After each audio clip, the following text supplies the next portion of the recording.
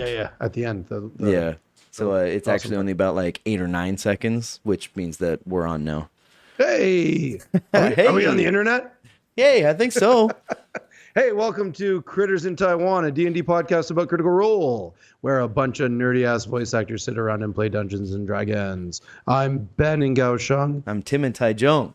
We are the Critters in Taiwan. Yeah, both in yeah, Taiwan, man. if that's not clear. That's pretty clear, yeah. Yeah, it's fine. Yeah, we're just sitting around here in Taiwan watching Critical Role. That's all we do. We just sit around. Yeah, yeah. Hey, man, tonight we're talking about EXU Calamity, episode number 4. Of 4. Fire and Ruin. Fire and what? Ruin. Fire and as ruin. in the ruin of Exandria. The Calamity, well, man, the Calamity, they ended it. Not necessarily Exandria, according to how it went. Exandria is the planet. Right. Yeah. But it still exists, man. It does. Because it was of ruined, Leyrin. though. It was ruined. They ruined it, man. Sure, it ruined it. They got like the 100-year of ash or something like that afterwards, you know. So it's hundreds of years, I think, is the Yeah, it's like 300 or something like that. Shit, man. We should probably do some housekeeping. We're gonna spoil stuff. Oh yeah. If you're not caught up, we're probably gonna spoil things for you. So now's your chance to take off.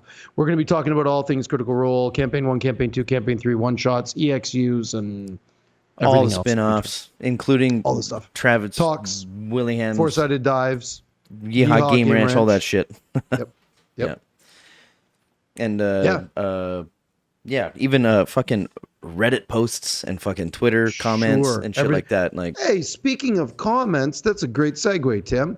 Hey, I'd like to happy to give do a it. shout out to Dax the Monk. oh hell yeah, dude! Dex the monk got in touch. Yeah, dude. This guy. I'm assuming I hope I'm not misgendering. Good point. This guy, this person, sent us a bunch of comments and got in touch with us, and yeah, it was all good. So, Dax the Monk, here's to you. Here's to you, buddy. Yeah. So right, should we just get into this? Because this was a 6.5-hour episode. Yeah. And well worth it. I've got like 8 pages of, well, they're scribblings and ramblings, but yeah.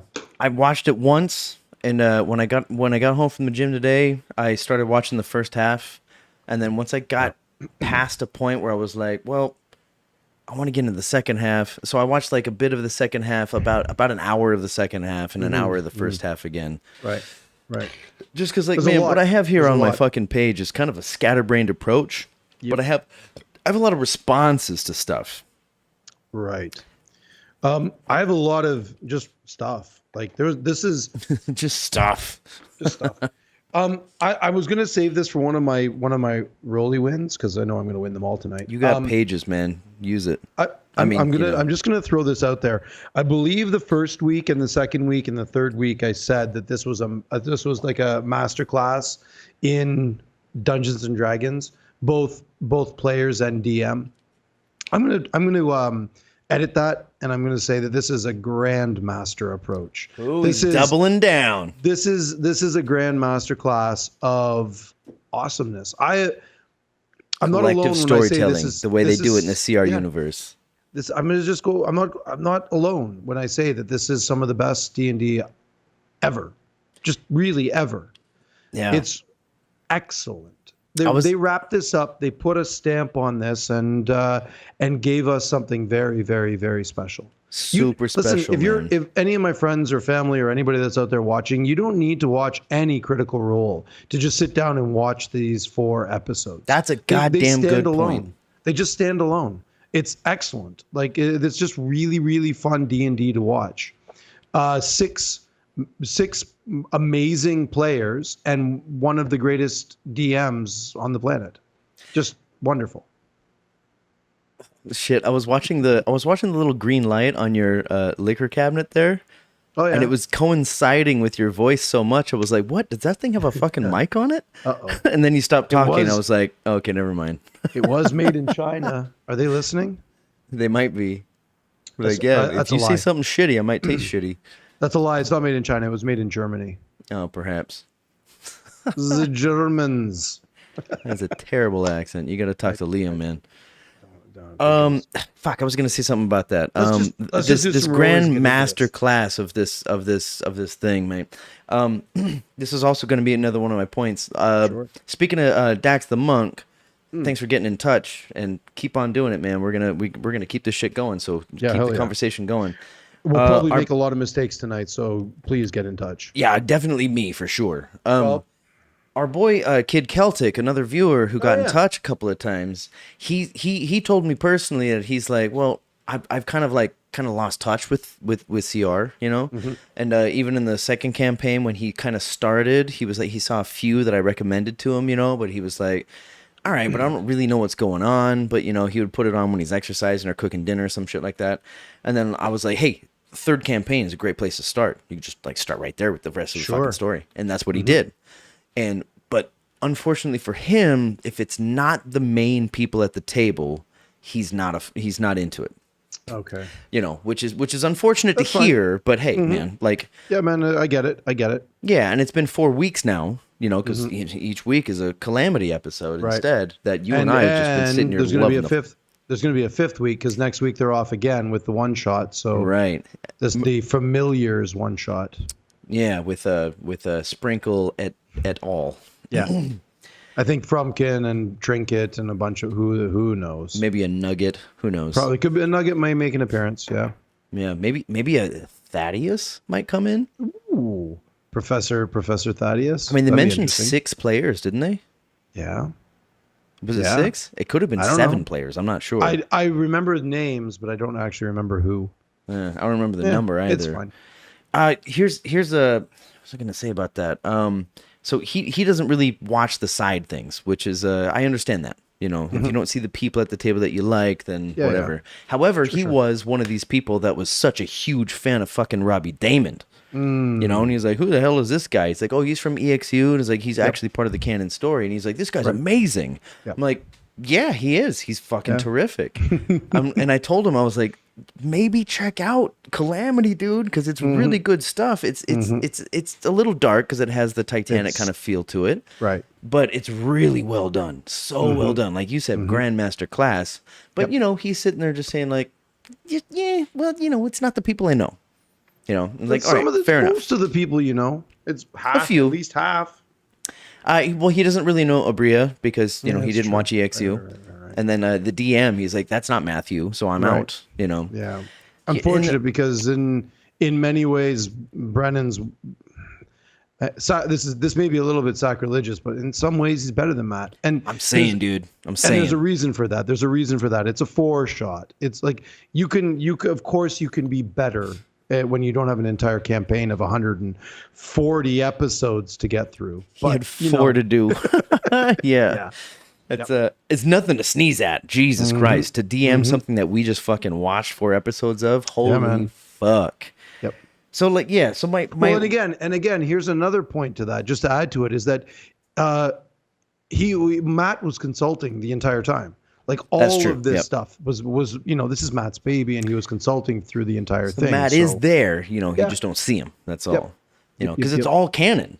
And it has, if it's going to be canon, then Matthew has to be a part of it for sure. There's going to be some fun little retconning, not retconning, but there's going to be some fun stuff they're going to add in, I think, because of this. Has to be. I've got a couple of things about that. I got a wow, I couple of things about that. I'm pretty sure I do too. So to kind of culminate, where the fuck was that sound from? Where did I put my phone? Oh, there it is. To kind of culminate that thing before we get started on the rollies and to get into it.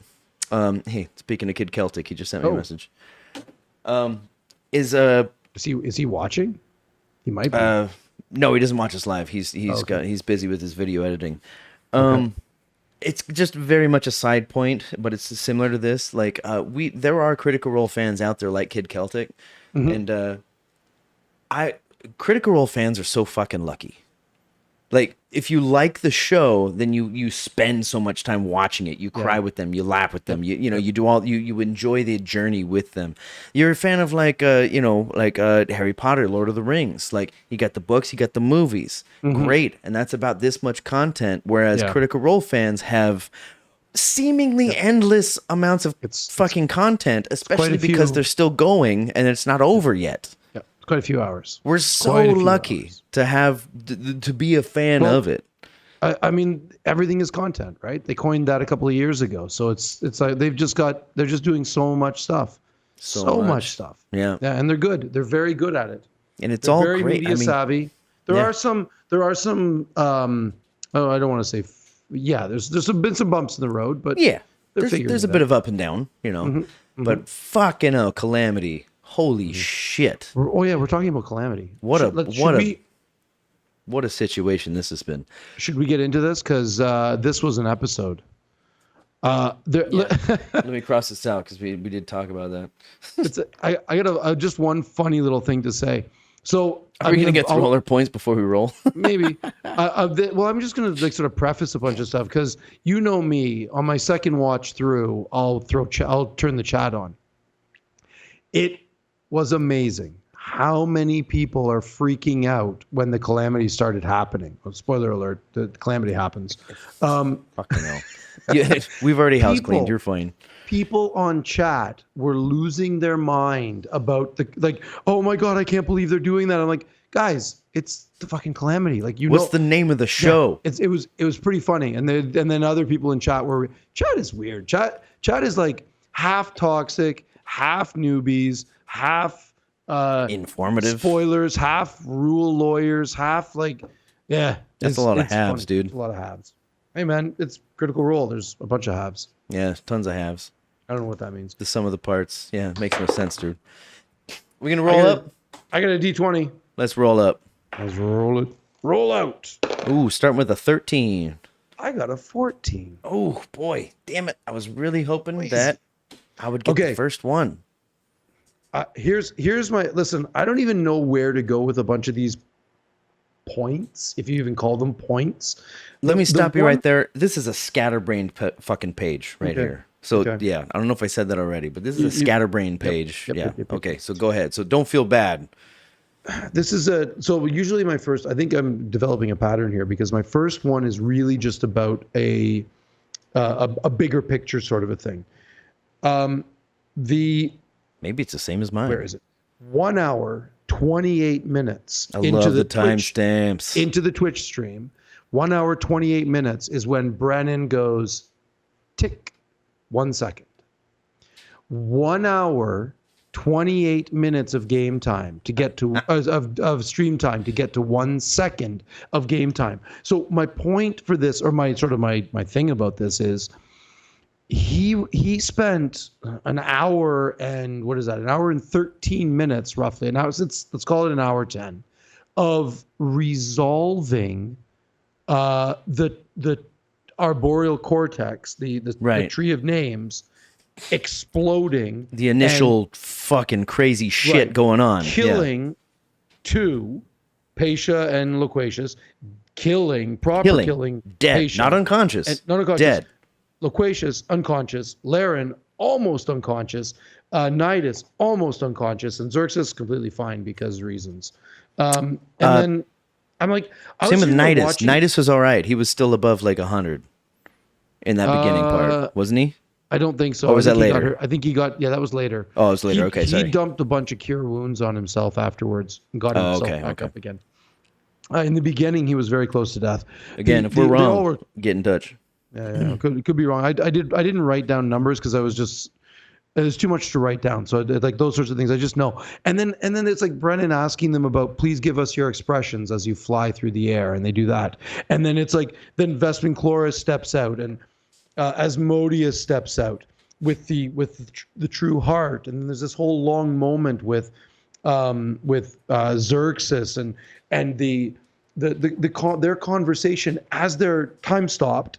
And then time stopped inside of a time stop, and that future Ben, take note. That's way too many 9th level spells, but that's fine.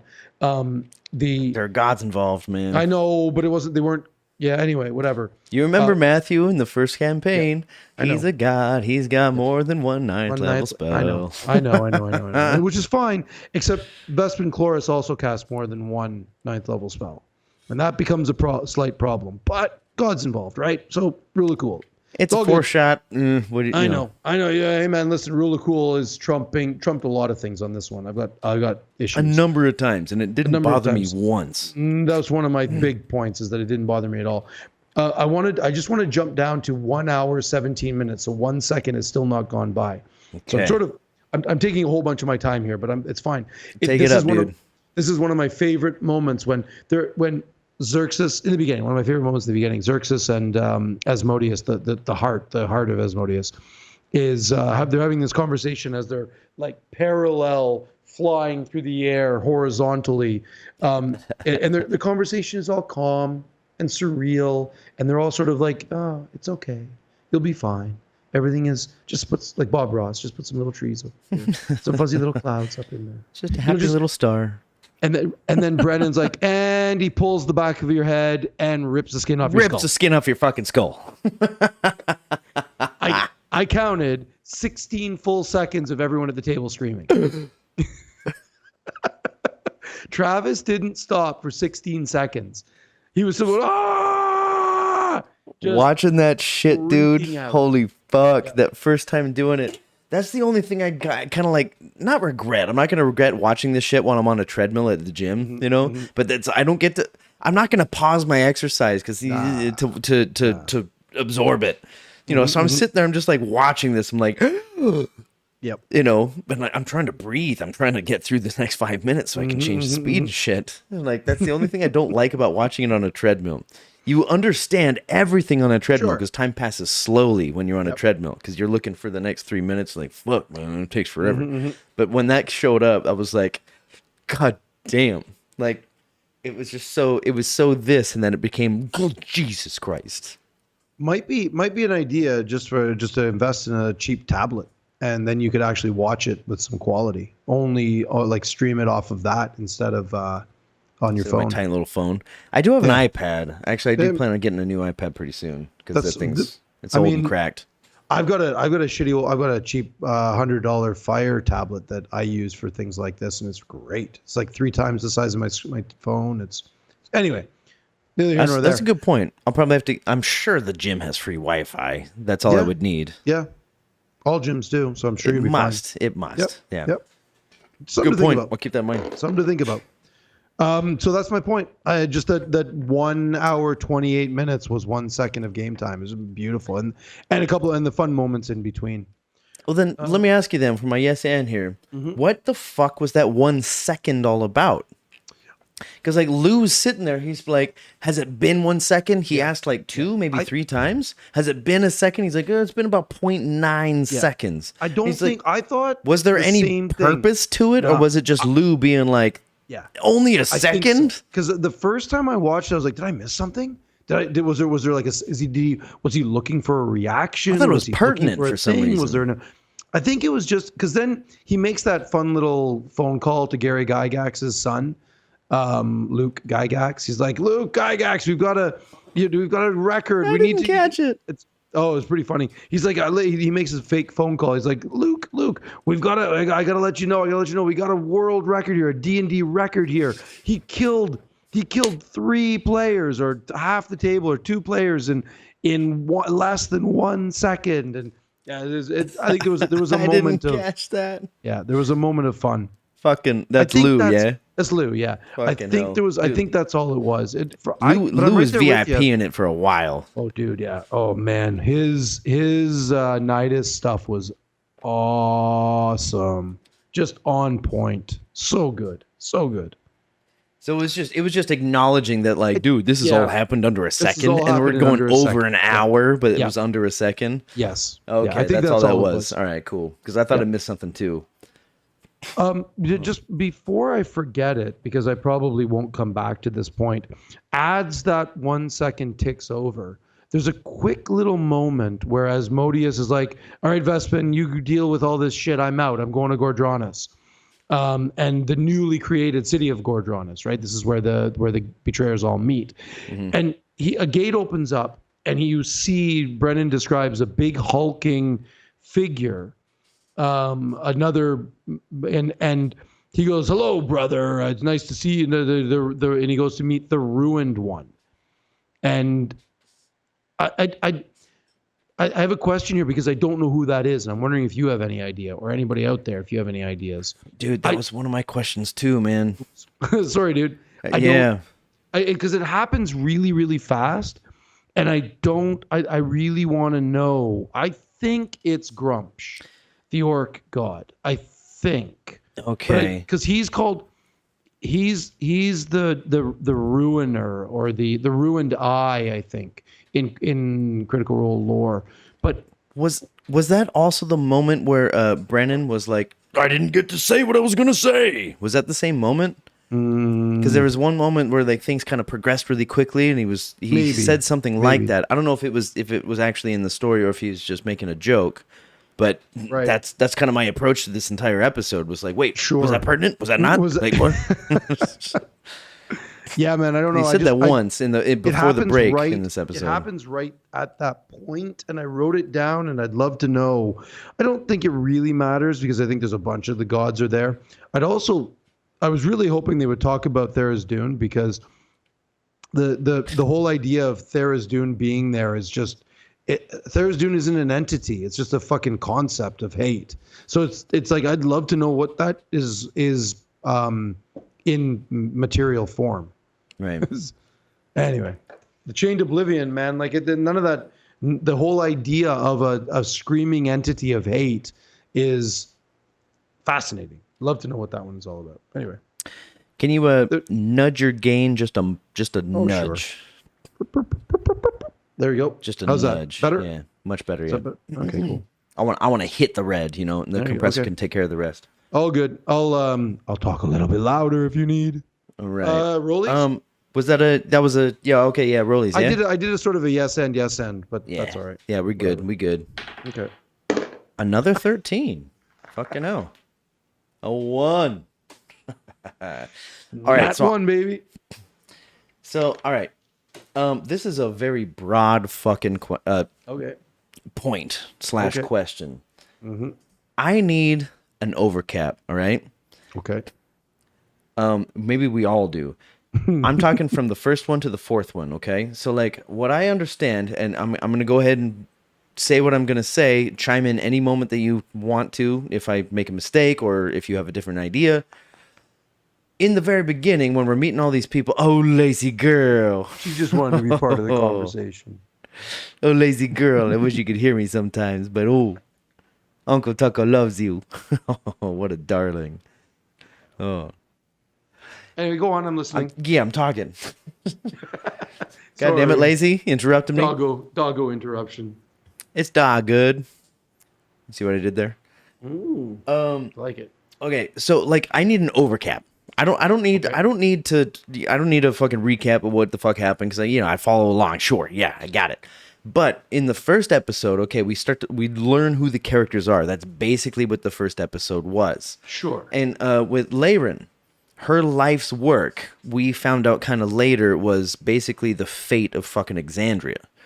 Like in this last episode, because of what she did, preserved life on Exandria, even though they had their 300 years, whatever, after the Calamity. Right. She made a choice that what her life's work was to make sure that this didn't happen. She was like, I don't want this to land down because I refuse to let that happen because it's my life work. So that's what I get from it, in retrospect. So her life work is unknowingly allowing all the subsequent campaigns to happen. Maybe unknowingly. In a way, yeah, in a way. Yeah. And then when it comes to like, okay, so they're on this what this might sound stupid, especially as somebody who follows it all the guy, so there's a lot weekly, going on here, dude. There's a lot going on. They're like Aor, fuck, there's so much shit going on here right now. Okay, so Nidus helps construct these things to fight things from Aor. They're basically mage slayers, was what the taxmen were. So it's like if whatever highest level spell thing you have, we found out in this last battle thing, was like, oh, you also take this much damage because of that. Their swords do that damage. Yeah, and they also are immune to fire damage, just for fireballs are fucking common. They're not immune. It heals them. It heals them. It heals them. That's right. Yeah. So there's There's an that. actual Nidus, term for that. and Nidus had a lot of time to like build these constructs, and they had the prototypes and shit, like Yep. you know, Yep. and the Taxman. taxman. Yep. Fucking hell, there's so much goddamn shit going on. So when they're up here, it's not Aor. They're in Avalier. Avalier, thank you. All these goddamn names. Yeah. They're in Avalier, and then there's a touching down or there's a not touching down. The thing is, I don't understand this last little bit. Okay. Where she was saying, like, I do not want to touch down. I want to keep doing this because this is Right. my life's work. Right. That's how much I understand of it. Yes. And at the end of this episode, or at the end of this epic here, there's a lot of like, wow, if you this decision you made saved this. This decision you made sure that you could see that. There's a lot of stuff that happened there that I felt was whirlwinded around my stupid little brain. No, don't, because it took me. What's going on here, man? It took me a couple of goes to figure this out. It's actually fairly simple. Okay, but I think I'm happy to hear that. Yeah, I think they glossed over the simple part of it and went straight to all the complicated aspects of making this one simple thing happen. She had a bit of a Sophie's choice here. It's like your Totally Sophie's choice. Her Holy fuck. life's work. Her life's work is the astral layrite, to get the city to be able to plane shift. So she wanted the astral layrite would allow using the ley lines in Exandria, using the ley lines to plane shift to anywhere, any plane The of entire existence, fucking anywhere. city, the whole fucking mountain, anywhere, which the is whole huge, mountain. but only because of the apogee fucking solstice. When it's that's when she was going to be firing it up, Where she got the is at that 0.5 point. instead of the 0.025 thing. Right. It's like, and oh, then it's to highly make, possible. and then, as I understood it, at that point, once it is fired up, it's good to go whenever she wants. Mm-hmm. It doesn't just have to happen on the apogee solstice. It just has to happen at the apogee solstice once. I may be wrong there, but that was my understanding of it. Is that once you're good, once you got the energy, you're all good to go. It's all good. The choice is, if she does that, Vespin Chloris is then going to, or Asmodeus or whoever, is then going to release the two fucking primordials, the Emperor of Fire and the Empress of Earth. And if they get released, the Betrayer gods win. That's the prophecy. That's the prophecy from the oracles. And so by landing the Avalier on Cathmoira, prophecy from the schism? From the oracles. No, remember the oracle when they went to the Hall of the Oracles last episode? Right. That's in the Age of Arcanum that you have the oracles. Yes. Okay. Yes. Okay. And they said that if this happens, if the primordials are released, they will join the betrayers and Exandria is lost. Right.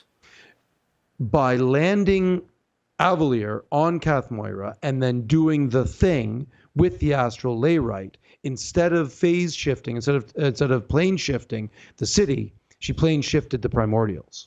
A little more gain, if you don't mind. Oh, sorry. Instead of, I also got a little quiet there. Instead of plane shifting the city when she touched down, she plane shifted the primordials. Right. That was the Sophie's. That's the Sophie's choice. You save, and she knew that in doing so, Avalier is now destroyed, because Asmodeus comes back and destroys Avalier. But if she doesn't do that, then Avalier is saved, but Exandria is doomed. But Exandria doesn't have a fucking chance. Right. Even after the Ash Ages, if that's what we call it. Or whatever, yeah. So that's sort of the overarching Okay. See, that does clear up quite a bit. And like that's and again, they sort of glossed over a lot of that simple stuff that's because how I feel, man. They were really just focusing on like the feeling, and it's like it's when a bunch of really smart people are talking, like chemistry people are talking about or the physics people talking about quarks and gluons and string theory, and they just expect everybody else to be listening to it to understand what they're talking about. And I'm like, okay, I get what you're talking about, but I don't think most people do. I don't, and it took me a few tries to figure out. I'm like, wait, so her life's work. Oh, and then it all sort of clicked. I'm like, right, you banished the primordials.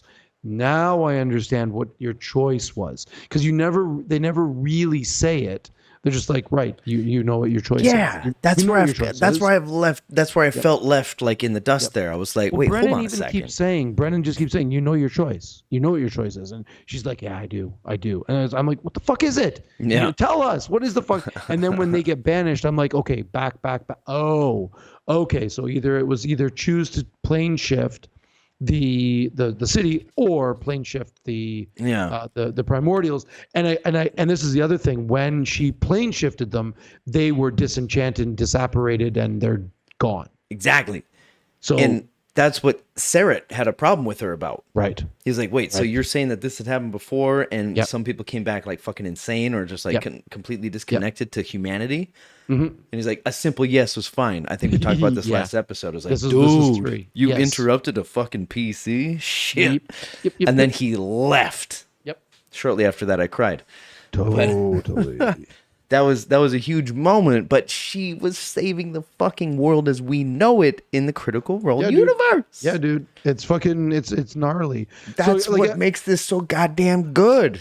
Kid Right. Celtic, if you're watching right now, dude, like fucking spoilers across the goddamn tits, but it doesn't matter because We're talking about some good shit. spoilers. These kinds of spoilers are already known anyway. It doesn't matter. They talk about this in all this stuff. So yeah. And actually, if Genuinely you doesn't actually matter. listen to all the things that we're saying right now, Mm-hmm. somebody coming in who hasn't seen these 4 episodes would be like, what the fuck are you talking about? They would start the first one and they'd be like, oh, that's what you're talking about. I don't think Mm-hmm. this is actually spoiling shit. no, 'Cause no one's going to understand what the hell we're saying. the devil's unless in the they've details seen on it. this one. And there's no you spoilers here because really- we're just trying to figure it out. Yeah, totally. I mean, there's Other a than lot deaths and of whatnot. there's a lot of like loosey goosey stuff that happens. They get together at certain points and they talk about the plans and what they're going to do and how they're going to do these things and yada yada yada. There's a bunch of stuff. So there was a little bit of them wrapping stuff up to Brennan wrapping stuff up, making things happen much quicker than they probably would have. Big one was the natural 20 deception check from Quay. Yep. He had just let that pass. But it, that was like 30 minutes before the end of the episode. Yeah. Ooh, that was a fun moment. I really enjoyed that. It was good though. It was good RP. So It was he's amazing just RP. like, you know what? Yeah, let's go. That's the thing. Like this is, I'm going to say this now and I'm going to say it again and I'm going to say it again and again is that when the rule lawyers at a table get involved, it can make or break a table. It can really Sure. you can resolve some things or you can really piss off a lot of people by slowing everything, bogging everything down into whatever. In this situation, Kind of home table kind of stuff. It wasn't really the rule lawyering stuff or the raw stuff. It was more letting everybody know that everybody at the table is cool enough to let rule of cool be the trump, be the top card. Yeah, and like that subtle ass difference between like rule of cool and railroading. Like railroading really has that implication of like where you're going next, right? it does. But as far as like a story like this, it's not really. It didn't feel like railroading. I never got that impression. There was a lot. There was a lot plenty, of but it didn't feel like the railroading I've seen in like in other games. Like I don't have a lot of other games that I have examples of, but like railroading is like you got to go this way, okay? And this thing we all know where we're gonna go. We've all seen the Titanic. It's the same. We know how it's gonna end. So any railroading is just kind of like, no, I'm just giving you information right here, and this is what's gonna happen. It's like, I'm gonna give you advantage on this check just because I want to. Like that would come across as railroading, but in this 4 episode series. I just felt like he was like, no, this is pertinent information. And I really hope you get it. Like it felt different. I mean, if we're gonna talk about that sort of a thing, actually, no, I'm not. I'll leave that. I'll let that happen. Organically. Organically, thank you. There you go. I was just gonna say, railroading is great. It's a useful tool, but I'm just in my own personal little experience. a lot of my friends ask me how I find the time and energy to watch all these episodes, and I'm like, well, listen, man, I play in a couple of different campaigns, I DM, so and I've realized over the past few years of watching Critical Role is that it's really made me a better player. It's made me a better DM. I've gotten a lot of ideas. This one was a really, really good um, lesson in how to use railroading to make it feel like it's How to not use what? railroad. How to use Oh, railroading railroading. Okay. to make it feel like it's not railroad. You're not being railroaded. So as watching a DM Fucking Grandmaster class, use dude. really, really good technique for railroading, and the players and us, the viewers, don't feel like they're being led down the yellow brick road. Right. Like, it's just, I have fewer choices because of what you said. Yep. Yeah, nobody wants Yeah. to feel that, you know. Right, Like, it's anytime I play a video game, I don't want to be like, oh, you got to do this and because of this. Be like, come on, man. Like, I know what I'm doing. right. Hey, let's do some more rollies because I Yeah, like all rolling right. dice. Let's get a rollie in here. I want to alleviate that natural one. That's my third fucking 13 in a goddamn row, dude. I just rolled a natural 20. From 1 to 20. I got 3 13s in a row. That's gnarly. And Ben gets his nice 20. Those 3 6s that Sam rolled on his death saves. Hey, how much fun was that? Where did that Also, happen? his 3 20s that we talked about last episode, too. He rolled, but that's weird. That's crazy, man. He rolled 666. Like there is some gnarliness. So many going on implications there. Where did I wrote it down? When did that happen? I don't even remember. Happens early. God, I got too many pages of shit here. First half, right?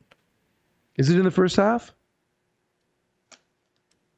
Nope, that's in the second half. That's Is in it the second half, I think. Okay, probably is. I'd like to. Oh I'd like- boy, if I'm wrong, get in touch. Get in touch. Yeah. Again, I've seen it once in almost a half. Anyway, I'm not going to. I want to get into. I want to get into the combat because that shit is really, really, really, really fun for me. Especially this fucking episode, man. Oh, dude, it was so Jesus. good. So that. Oh God, I got some things to say. When at 4.5 hours in, when he drops that map of the final where the final battle is in the arboreal cortex there, I was flashing back to that map from campaign 2, the Chantry of the Dawn, the Palor's Temple in Rexingtrum.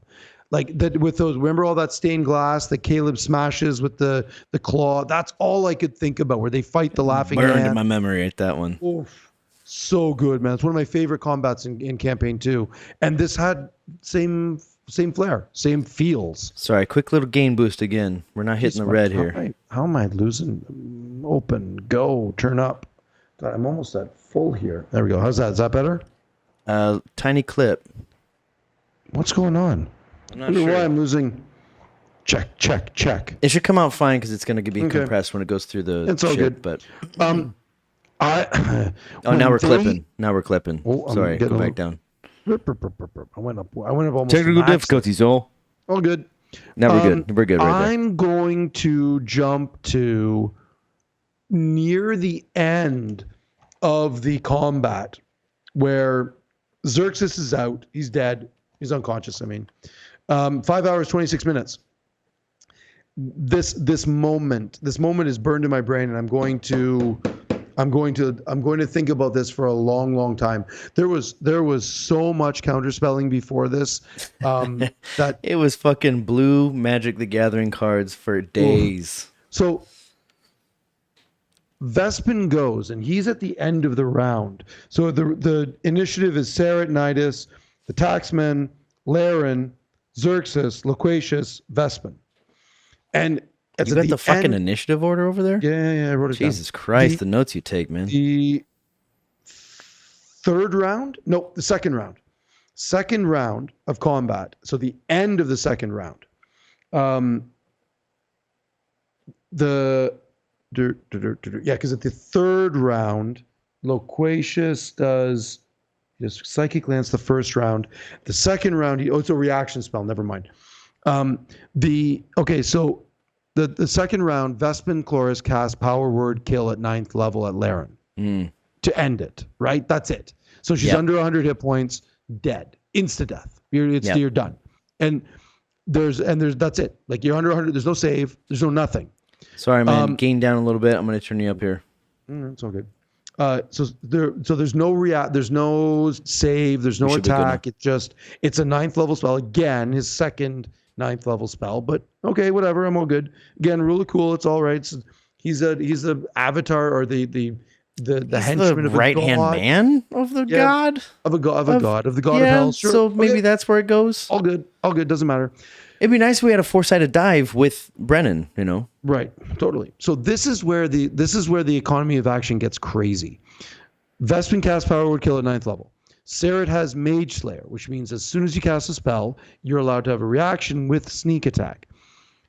He doesn't do the reaction because Patia counterspells it at 4th level. Loquacious then does Silvery Barbs on Serret. Yeah. To give him disadvantage. This was amazing. Which means he wouldn't get sneak attack. To give Patia advantage on her counterspell. I still don't know how Silvery Barbs works, but Silvery Barbs is overpowered as fuck and probably shouldn't be allowed in the campaign. Just personal opinion. Should not be allowed. It's a first level spell that is way too powerful. It really is. They should have play tested this one a little bit more. And I'm not alone in that. The socials agree with me. And most of my opinion comes from listening to other people that are far smarter. Most of my opinions come from other people. Yep. No, most of my opinions are all right, senior teacher. Enabled. Anyway, Loquacious does Silvery Barbs, which then gives Sarah disadvantage and then he gives Patia advantage. I loved that confusion when he did it. Oh, no, so much confusion. It took me so long to figure this out.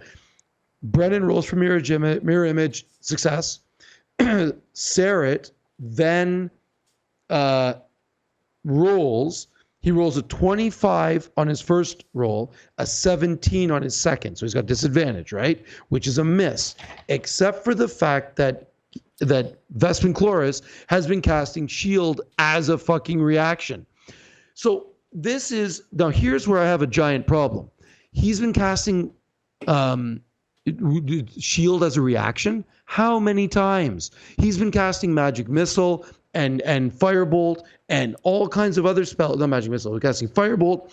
I was like, okay, that's a legendary action, but then he's got this reaction and he can cast this. He counter spells as a reaction. I was like, okay, this is my point. All of this stuff going on is it's wonky as fuck. There's a lot of fudging of numbers. Yep. There's a lot of stuff going on that gets very confusing. And in this instance, rule of cool trumps all. And I'm all for it. I'm all for it. Totally. I loved all of it. And this is one of those moments when chat is screaming. People are losing their minds. Other people are shouting at them, shut the fuck up, stop talking, let it happen. Just let it happen. It's so fast. There are moments in this episode, you go back and watch chat, and it's just everybody is just thousands of people typing at the same time. Maybe I'll put it on my, I don't know. Maybe I'll watch it someday. I never watch chat. This just to finish this is fucking mind blowing how this happens, right? Marisha needed a greater than a 13 on her counterspell, but she has advantage and she rolls the double tens. Yeah. And then it gets even wonkier because Vespin casts. She needed a 16, right? 13. She needed a 13. And she rolled double tens. Right. 17 hits with Sarret's Mage Slayer. Right. His reaction, which means that this is again where it gets super wonky. Because it means that Vespin Chloris needs to cast Shield to get over 17. As soon as he does that, Sarret gets another reaction, which I don't think is real, but it's fine because it works into the narrative great. Because you can only have so many reactions. Like it doesn't make sense to get that many reactions. Like I get a reaction. Oh, you're going to cast Shield? Oh, I get a reaction on that. No, it can't. Anyway. So he gives him another straight roll, and that's where the nat 20 rolls. That's where he gets that nat 20. He does 67 points of damage. Vespin Cliff's only at 35 hit points, and he gets the how do you want to do this? The classic fucking Travis. Oh, man. The way that he rolls crits at the end of things Yep. So is just insane. there was a lot of fuckery going on here, and I'm down with all of it. All of it. It's all on the spot, you know, like they're not so sitting there just good. like going back and looking at it and being like, well, I'm sure they will all go back and look at it, especially Brennan himself, and be like, oh yeah, I guess I did kind of fuck that up. Especially what we talked about last time with the he just let the counterspell fly or whatever the fuck that was, right? Yeah. He'll be like, oh yeah, that was a mistake, but it's a story. The narrative is more important than the actual rules. That's the thing, Drew. It's more important. Like everybody says, dice tell the story, right? Yeah. But in this case, the story's already been told. Yeah, exactly. So the dice are kind of secondary. They kind of, in this situation, they kind of are. And I mean, I'm all good with that because it's the story is way more entertaining this way. It's just better. The best fucking D&D I've seen in my goddamn life. It's just really, really good. I'm saying that as a CR fan. There's some, like I said, there's some fuckery going on, but it is what it is, man. It's all good. Totally I'm okay fine. with it. Quick yes and. Go. I got to do a quick yes and I gotta piss as well after this one. Something that also goes from the previous 3 episodes as well. I don't know if it's a tell or not, you know, because I don't know much about BLM, but he does a thing that kind of looks like Kier. Is that Sarah's son's name? Yep. Kier, is that right? K-I-R, yeah, Kier. Is that it? Okay. Yep. You got the spelling of it too? God damn, dude. Subtitles, dude. He does this thing when he's back there and he's like, you know, like something big's happening and he's like, wait, so he's like trying to see like who's gonna notice something, and he the back of his head governs where his gaze is gonna go. It's a little maybe bird, kind of like a little bird. Yeah, it's a little bird-like. I've noticed it too. I love it, and I don't know if it's a tell because, you know, like when big things are happening. So you know, there's like whether or not there's a tell there, it's maybe not important, you know. But like he'll do it. Like his head goes down, his eyes are wide open, and he's just like, okay, and incredible, which he said probably 7 million times. But I love it because he doesn't really have a poker face for this sequence. Maybe he does in Dimension 20 or some other things that he might do. But in this one, he's just like, this person says like, anything I know about this? He'd be like, it immediately goes to, huh? And as he said in the last episode, he's like, you guys are so good at D&D. Yep. Yeah, man. I just love it, dude. I love it. Again, Grandmaster class. It's so good. Grandmaster class. I love that. I'm gonna turn off this camera real quick so I can take a piss. Okay. I'm gonna leave it live though if you want to talk to the folks. All right. There we go. I'll say some things. Back in a minute. I'll make up some words. Kerplunk. Gijik. Womp. Tkushnitzel. I'm just making up words. Yeah, I don't have much else to say. We'll wait for Tim to come back if anybody's out there is watching or whatever. There's a lot of counterspelling in this episode. A lot. I feel like they all used more spells slots than they actually had. But again, I don't want to get in the weeds on the rules because the rule lawyer in me does. The rule lawyer in me does want to get into the weeds with the rules. But in this EXU Calamity episode, there's too much else to talk about. It's way more interesting than just thinking about rules. It's more entertaining. There's more than just like, well, you can't do that and you can't use your reaction and you shouldn't get advantage on that, and then you shouldn't get sneak attack when you get disadvantage, because it doesn't matter how many advantages or how many disadvantages. It's just the way it is. Hey, you're back. Yeah, I am. I didn't expect that piss to take that long. Okay. Jesus. Well, that was my nat 20. Did you do your yes end? I think you did. Yeah, my yes and was BLM's. Oh yeah, that's right. His bird person. His bird person.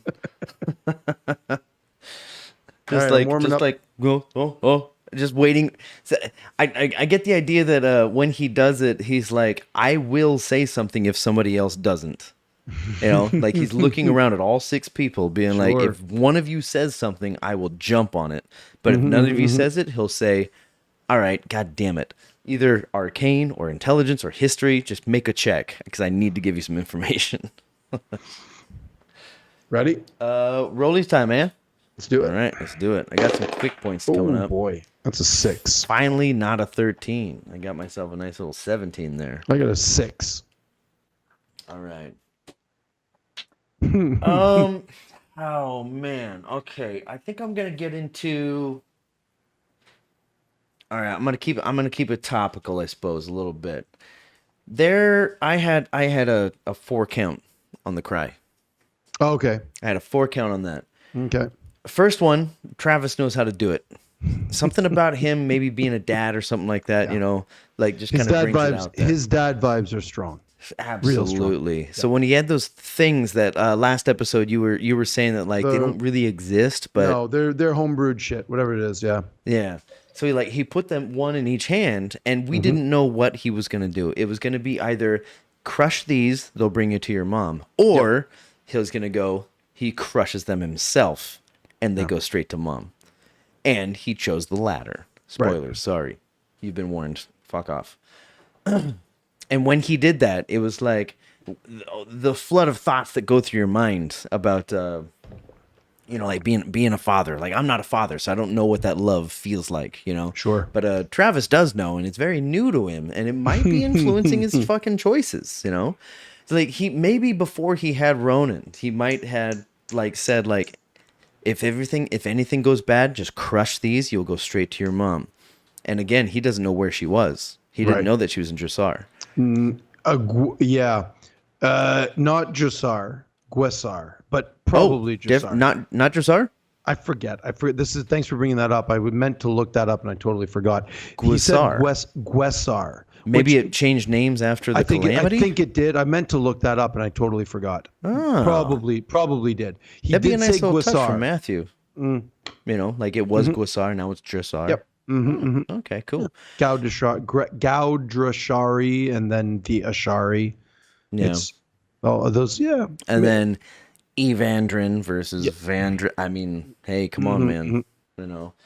But yeah, that part right there, that was a heavy moment for me because he was like, "All right, y'all get the fuck out of here, and I got to do something."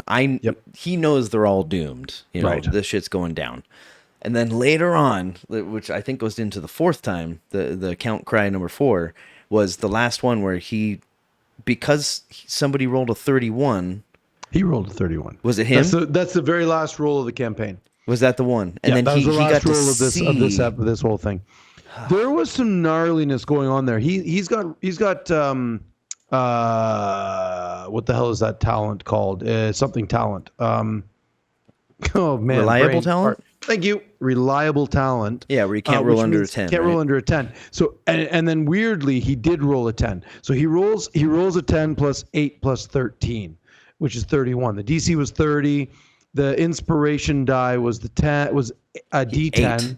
And he rolled an 8. Yeah. He had to roll a 7 or higher on if he got reliable talent. He loved that Brennan asked him. He was like, roll the inspiration first to know what you need. And then he had the D4 from Quay if he failed. If he needed it. Right. Yeah. Which again is that's another one of those things where my brain started screaming. It's you got to be attuned to that. It takes an hour to attune to those talismans, but yeah, no. Oh, really? Oh, yeah, well, I had no idea about that. Yep. I'm just sitting there just like numbers. Doesn't mean anything. Yeah, absolutely. It was nice. As soon as he was like, that was the last roll. As soon as he was like 31, I was like, oh. Just whoosh, just went again. And I don't exactly remember what the 3rd one was, and I don't think it's important. Like I sent you the message, it was like 3 and 4 seem to kind of go into each other, so I'm not really sure if that counts as 4, but we'll call it 4. But I remember number 2, this one, I don't exactly remember what was going on, but it doesn't matter. The reason that number 2 happened was because Marisha was pulling at tissues, Abria was pulling at tissues, and then Sam pulled at a tissue, and I was like, "Oh, Sam." Yeah, and then I started pulling at a tissue. That's when Kind of more that dad thing, I think, maybe. Yeah, where did that one happen? I've got it written down here. As soon as Sam pulled that tissue, I was like, oh, I went back a minute, to see what it was that made Sam crack, because Sam's the one that doesn't crack. No, He never. smiles when things get sad, He makes jokes when things get heavy. But then when a kid gets involved, that motherfucker, he's... Well, that moment was when... You got it? No, but I kind of remember. It's when he was in this house, when Sarah was in the house and going through all the memories and with the candle to the wall. The candle to the wall, and then he goes and he sees the shapes under the bed, and he knows it's a little axe. The hatchets, dude. Yeah, the little hatchets. Yep. That's it. Yep. That's when Sam was like, oh, okay, broken. Like, oh, fuck. That's it. It's my turn. Yep. He only wiped one eye, but Sam, come on. I know you're watching, dude. You were losing it there just as much as we were. They're weird sidebar on that one. They're all in Switzerland right now. What for? I don't know. Matt posted on Twitter the other day, this morning, last night. He posted on Twitter. He's like, guys, anybody in there, any Swiss critters out there know anything about something, the acronym for the railroad station, blah, blah, blah. Lost and found. I need a quick recovery on a lost item, and fucking swamped with stuff. He lost his passport. Oh no! Oh yeah. He's sitting. He posted this morning. I saw a picture of him posted a picture with a beer in his hand, waiting at a pub for a response to a passport. Yeah, waiting. He's waiting outside the embassy for a passport recovery thing. Yeah, wild. And Sam is there too. Liam is there. They're all there. They all went over to Switzerland for some strange reason. I don't know why. Or Austria. Where the hell did they post? I don't remember. Anyway, they're all over in Europe somewhere. Knock that gain down a little bit. Sorry. I'm sorry. No, don't speak quieter. Knock the gain down a little bit. I'm gonna turn you up. All right. I don't know what's going on, man. I don't know what the difference is here. Yeah, I don't know. Nothing's changed, right? No. Yeah, there's just been like a tiny bit of overload on your voice when you're getting close. That's it. Could be. I could just move that there, and that might. No. You don't want that because then that changes all this shit too. Well, fuck. Who knows what the fuck it is? Okay. I think we're on to rollies again. Yeah, I think we're back on the rollies. I got a couple of quickies here. Yeah, same. Yeah, we're up to an hour. Let's get some quickies out here. All right, cool. Natural 20. God damn, I'm rolling good today though, man. 16. And I'm rolling. Fucking I'm rolling real. I'm rolling legit. Like I'm actually, juggling them. We're both rolling pretty well, except for your natural one. Yeah, sure. Except for that. Well, I got 2 20s and 1, so that's all right. I know what I'm going to do. You got 2 20s? 2 nat 20s. Oh, that's my second nat 20. I missed one of them. No, you didn't. I just. How do you? Mental. Okay, so. By choice. Come on. Sure. So I just talked about Sam's fucking silvery barbs move, right? Yeah. That when he cast the silvery barbs on his fucking buddy, to give Pesha, because brilliant. Silvery barbs got to be cast on as a reaction on somebody who is attacking, right? So he cast it on him to give her blah blah blah. Brilliant fucking move, right? Brilliant move. I still don't understand it. I'm gonna have to watch campaign 3 again to really understand it, unless you explain it right now. Silvery barbs works by giving the attacker, if they cast a spell or attacking, gives them disadvantage and gives somebody else of your choice advantage on their next attack. It's that simple. D20. It's that simple. Yes. Okay. It's a first level spell and it's way too powerful. It's for this reason. That sounds crazy powerful. It is. It's that just sounds like much. a really expensive Magic the Gathering It's card. It's a brand new spell. It's brand new. It's in one of this year or last year's books. So I don't think it got enough play testing. We'll see. Maybe that's why it's showing up all over the place. Yeah, well, I think people are realizing it's fucking powerful. Yeah, grandfather yourself in. Let's get this going. Yeah, if it was me, I would have a long chat with my players. If I was the DM, I'd be like, I don't think we can use this one, but all good. Because you know what happens when you start using stuff, the bad guys start using stuff. So you want to cheese? As my old DM used to say, you want to cheese? I'll cheese with you. There you go. Goes both ways, man. It does. There's a safety net there. Here's in round 3, Sam Loquacious readies healing word because Laren Laren has to survive, right? She has to survive to the end of round 3. So he readies his healing word. And he's like, I'm just going to ready an action. I'm going to ready a spell. I'm going to ready healing word. And okay, it's go. And it goes on and on and on and on and on. And then it comes around to to Laren's turn, and she gets blasted by one of the taxmen or something like that and goes down. And then he's like, no, I can't lose you now. And funny enough, like the chat was actually spamming this. The chat was like, here comes Sam's healing word. Here comes the healing word. Here it comes. A bunch of people shouted that. Yeah, you can't leave me now. You can't leave me? Something like that, right? Yeah, you can't leave me now. Something like that, yeah. Something close to that, if not that. Yeah. Yep. So he gives her 10 hit points when she goes to 0. He's got that readied. And then chat gets really upset. I thought it just brought her back to 1. No, because it brings you. He rolls. You roll the dice, and then it tells you how many it goes up. Okay. Yeah. So even if she goes unconscious, it's still okay. So it brings you back. Okay. It brings you back X amount of hit points, whatever the dice says. So so chat knew this, and then then chat gets really funny again. People start, oh, Sam, the second genius move in 20 minutes. You figured it out. You winning D&D. You're doing amazing. And then all of a sudden, chat turns on him. And it's like, yeah, except for the fact that you can't ready healing word because it's a bonus action spell, not an action spell. Oh, for fuck's. The only way you can cast a readied action spell is by using your reaction to cast the spell. And the healing word is not an action. It's a bonus action. Rules as written, you can't do that. Again. Didn't they do that a shit ton in CR? No. Maybe, but you're not allowed to. Like a shit ton. As like Jeremy, I'm going to ready healing word or cure wounds. No, one cure of the wounds two. is fine. Cure wounds is fine. Oh, cure wounds is an action. The difference, so it's a small difference because cure wounds is an action, healing word is a bonus action. Okay. But the big difference, the tiny little big difference is that cure wounds is touch. Healing word is 30 feet. Oh, okay, yeah, okay. So you don't have to be beside. That's why, okay.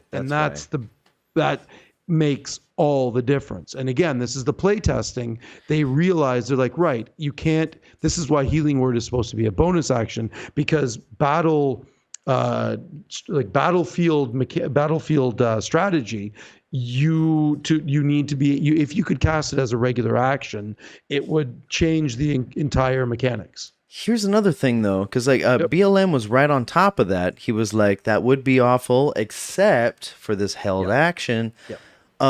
Wasn't it also from the little thing that he rolled a natural 20 to preserve? That was just a piece of crystal. It's just a spell spotlight, right? No. Oh, yeah, it had yes. That he got from her. Energy that to give he one used more spell to slot. Heal her back. Revivify. Oh, Revivify. He gave it. Okay. It was enough energy to be there's so much used. information going on. Yeah, that little crystal had enough energy, enough ether inside of it to be used as a spell slot, not with a spell, but as a spell slot. Right. So another important difference there. So I mean, again, so they're breaking the rules. But again, totally fine. Rule of cool trumps this in this situation because it allows her to be able to finish her turn, which then she gets the 32 on the Arcana check, and then she gets to banish the primordials. She gets to save Exandria and doom Avalier, and then we get that moment, one of the greatest lines, super fucking cheesy but amazing line. If Dominus is the smile of Exandria, then let's shatter her teeth. It's like fucking brilliant, man. Say it one more time. Give me some good discipline on that mic and deliver that line one more time. No more gain. No, don't gain it up. I almost touched it. If Dominus is the smile, you're peeking. I don't know what is going on with you over there, man. I didn't touch shit over here. I know I didn't either. I don't know what's going on. Right. I'm doing fine over here. So Brennan gets to deliver the line. If Dominus is the smile of Exandria, then let's shatter her teeth. Fuck, I missed that. Jesus. And this is This is so. If you look at, we've been wondering where Dominus was. Sacrificed. It's the Shattered Teeth, the archipelago in archipelago. The archipelago. If you're Canadian and you did, then The archipelago. the archipelago. Archipelago. I say archipelago. Archipelago. That's down over by Marquette. It's on the map. It's a Gotta bunch be right of volcanoes. there by Guisar, or is that the word? Yeah. It's not Dressar. It's Guisar. Yeah. Dressar. Perhaps, man. I mean, we all know that they're all fucking doomed, and they all fucking died too. Sure. Well, no, he says, actually, Brennan says in the epilogue, he's like, now the Shattered Teeth are all that is left of Dominus. He actually says that in the epilogue at the very end, in his little final thing. And so the betrayers, Asmodeus probably in particular, destroys Avalier, and then destroys the entire continent and just leaves a bunch of mountaintops in the ocean, which are now called the Shattered Teeth. And they get the name. It's kind of brilliant. It's kind of a fun little. There's a lot of shit in there, because in campaign 2, when they go to, I think it's called the Shattered Teeth, they're looking for avocado, in a Jester's fucking run, and it's all glass. Rumble Cusp is you're thinking of where Ryshawn was. That's campaign 1. Oh, is it campaign 1? Yeah. Oh shit. Okay. Yeah. Rumble Cusp was on the other side of near Nicodranus, like way out to sea, closer to where where those pirates, the Plank King. What was that whole? Oh, Dark Toe. Dark Toe, down south of Dark Toe, is where Rumble Cusp was. Yeah. And you're thinking of the Shattered. Was Ryshawn hiding out in the Shattered Teeth? Maybe. I'm not sure, because Shattered Teeth makes perfect sense, and maybe that's why Brendan was saying it, because it's like, that if anybody picks up on this, which apparently I didn't, this is a throw forward to some other shit. Yep. Because there was that one place that it was either in the first campaign or the second, where they show up somewhere, and to have the sand turn into this, there must have been something that was campaign huge 1. that happened. Yeah, that's campaign 1. That's campaign 1. That's where the necromancer's lair was, on that island, where they. And it was like remnants of the Calamity. Yeah, and Ripley sets the trap for them on that island. Then they go in and they fight Ryshawn, and they come out and blah blah blah. Yeah. Okay. Yeah. All right. Yeah. Wow, my brain remembers things. Well done, but I don't exactly remember if that is at the Shattered Teeth or not. Maybe. You do a quick search for it.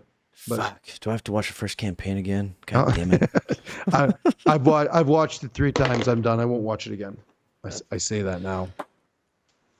Shall we do another rollie, or did I win that one? That was my natural 20.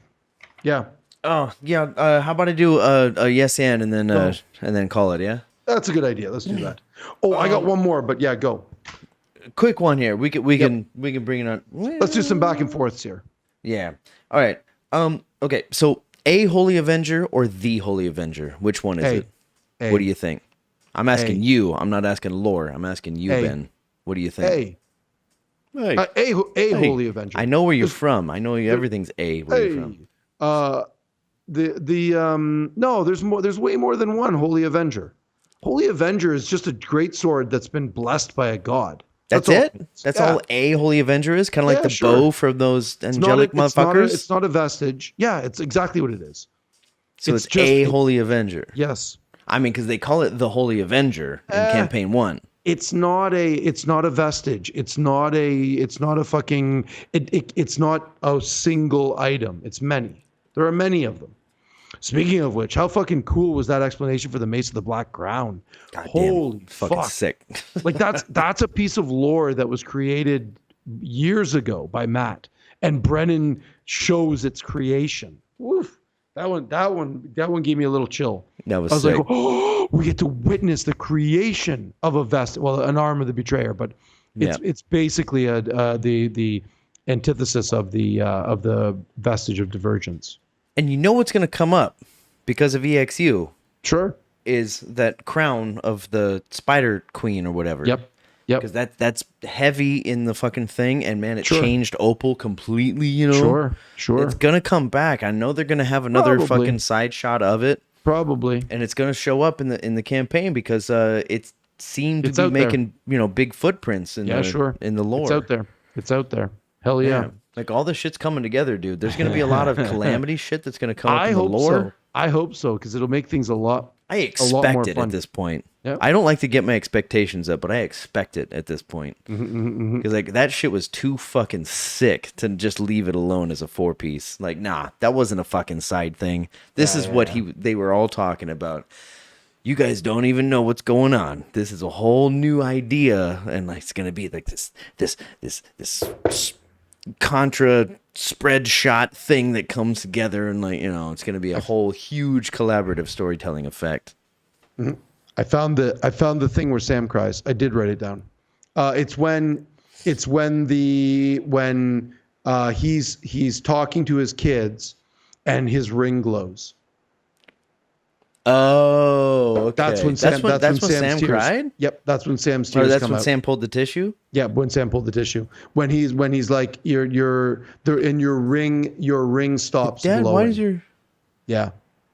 When he sends them, and Why he's is like, your ring and glowing? Brennan's like, and your ring finally stops glowing, and that's when Sam was like, he was lying the whole time. Like it was just chills, man, chills. That was woof. that just was found it. that was big because it was like, why is your ring glowing? It's like, because I mean, there's danger around, and you need to go. Yep. I can only do his voice. I can try to do his voice, but it only lasts like 4 seconds. And then as soon as they go away, it stops glowing because he stopped fucking lying to his kids. I'll just throw out a little bit of the fucking funness about Lady Elminor when she shows up, when he's at the Herald's home, and she calls Oliver Court back, and Sam Loquacious refuses to go. Travis's reaction was just like, the fuck, dude, you're part of the Sealy court. What? And he throws his hands up. He's like, what do you mean you're part of the court? Like, just so good. Man, Travis in campaign 3, like as we've discussed before, he's like he's the laugh track. He's the one that we're like, that's my reaction too. Yep.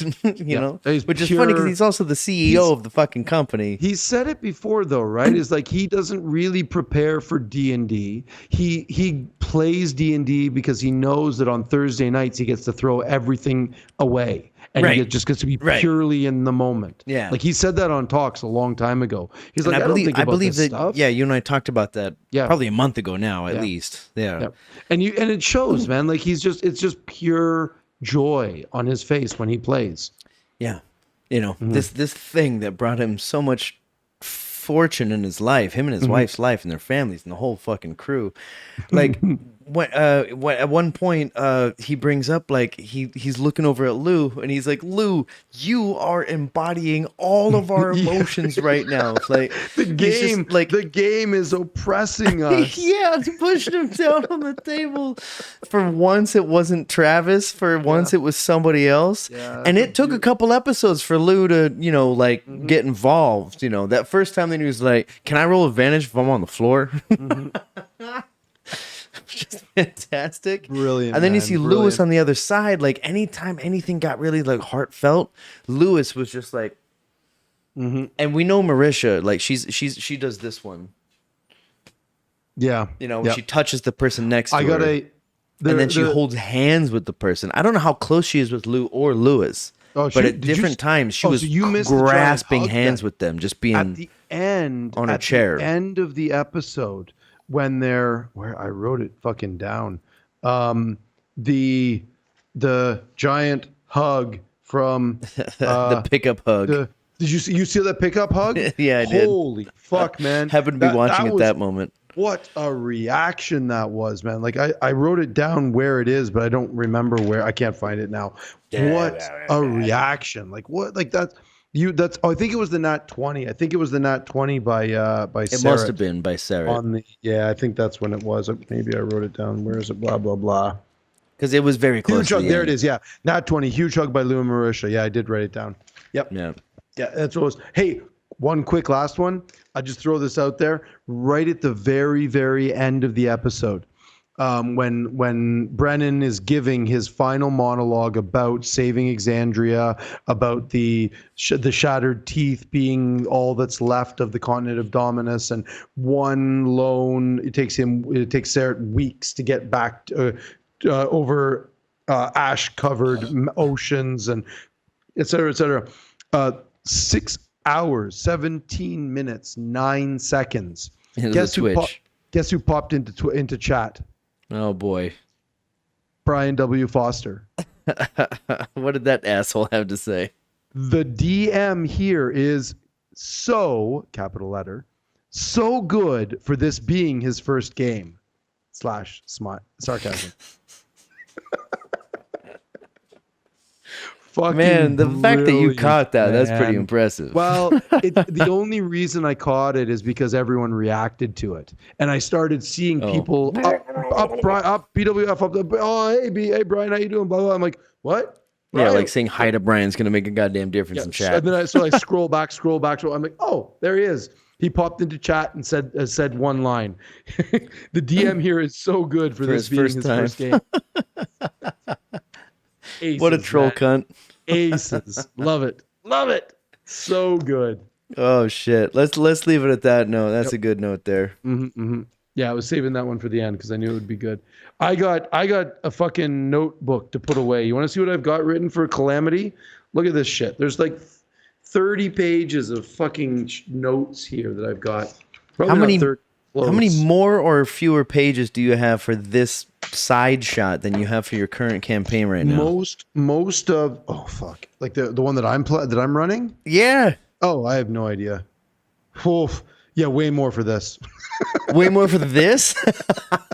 Not totally true. I mean, okay, for like for C3 and for I've got all my just notes for the here. side shot.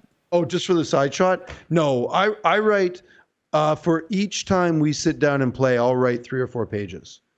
Of possibilities. And this time you write about 5 or 6 or 8. Yeah, sure. But only 4 episodes. We've played a dozen times. So maybe that's 25 to 30. Yep. But your game has been much more than that. So okay. Yeah.